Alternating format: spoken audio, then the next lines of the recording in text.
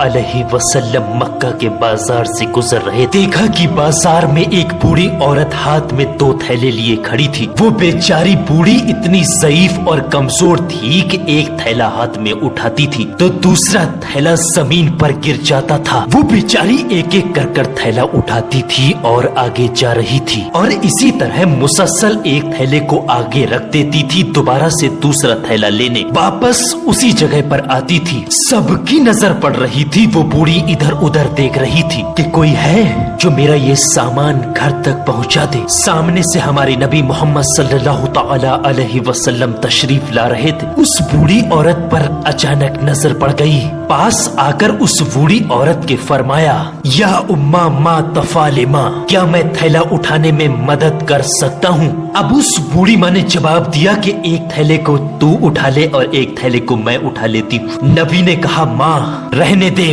नबी ने एक थैला एक कंधे पर और दूसरा थैला दूसरे कंधे पर टांग लिया और उस बूढ़ी के आगे आगे चलने लगे। वो बूढ़ी औरत पीछे पीछे चलते हुए दुआ देती रही, ऐ जवान, ऊपर वाला तेरी उम्र में बरकत अता फरमाए, ऊपर वाला तुझे सलामत रखे। फिर अचानक वो बूढ़ी औरत एक सवाल करती है कि बेटा कहीं तेरे कंधे तो नहीं दुख रहे? तब मोहम्मद साहब ने जवाब दिया, कंधा तो दुखता नहीं, मगर मेरी माँ अगर तेरे पाँव दुखते हो तो बता, तुझे भी कंधे पर बैठाल कर घर छोड़ दूं। तब उस बूढ़ी औरत ने जवाब दिया, अल्लाह तबारक व तआला तुझे सलामत रखे। चलते चलते चलते चलते जब बूढ़ी अम्मा का घर करीब आ गया तब उस बूढ़ी अम्मा ने कहा, हाजा वेती, इसका मतलब होता है कि यह मेरा घर है। ये सुनते ही मोहम्मद साहब ने दोनों थैलों को नीचे रख दिया और कहा, माँ अब मैं जा रहा हूँ। अब उस बूढ़ी माँ ने कहा कि तूने मेरे थैलों को उठाया, उसकी कितनी मजदूरी हुई? नबी की आंख से मोती की तरह आंसू का कतरा जमीन पर नीचे गिर गया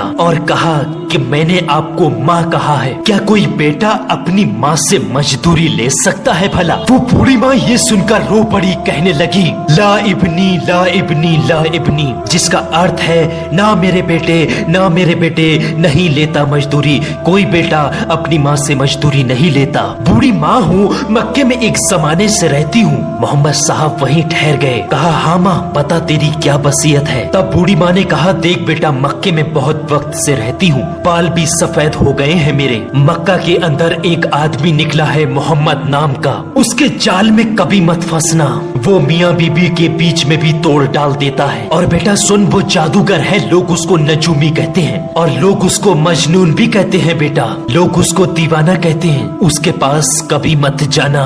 नबी की आंखों में ये सुनते सुनते आंसू आ गए। कहा, हाँ माँ जैसा तूने कहा वैसा ही करूँगा। वो बूढ़ी तजर्बेकार औरत थी और पूछने लगी कि बेटा तू रोता क्यों है? तब मोहम्मद साहब ने जवाब दिया, कोई बात नहीं माँ, जब तुम्हें दोबारा कभी मेरी जरूरत पड़े तो मुझे याद कर लेना, मैं हमेशा आपकी खिदमत के लिए तैयार हूँ। और ये कहकर वहाँ से रवाना होने लगे। तब उस बूढ़ी औरत ने कहा, ना तुझे इस अम्मा का वास्ता, बता तू आखिर रोता क्यों है, वजह क्या है इसके पीछे? तब मोहम्मद साहब ने फरमाया कि ऐ माँ, तू जिस मोहम्मद के डर से मक्का को छोड़कर जा रही है, जिस मोहम्मद से तू मुझे रोक रही है, वो मोहम्मद कोई और नहीं, वो मोहम्मद मैं ही हूँ। मेरे दोस्तों वो माँ थी। माँ ने मोहम्मद का जुमला सुनाते हुए कहा, बेटा मोहम्मद तू ही है? तो ये बूढ़ी औरत दुआ करती है कि अगर तू वास्तव में जादूगर है तो अल्लाह तबारक व तआला हर मक्का वासी को जादूगर बना दे, अगर तू नजूमी है तो अल्लाह मक्का के अंदर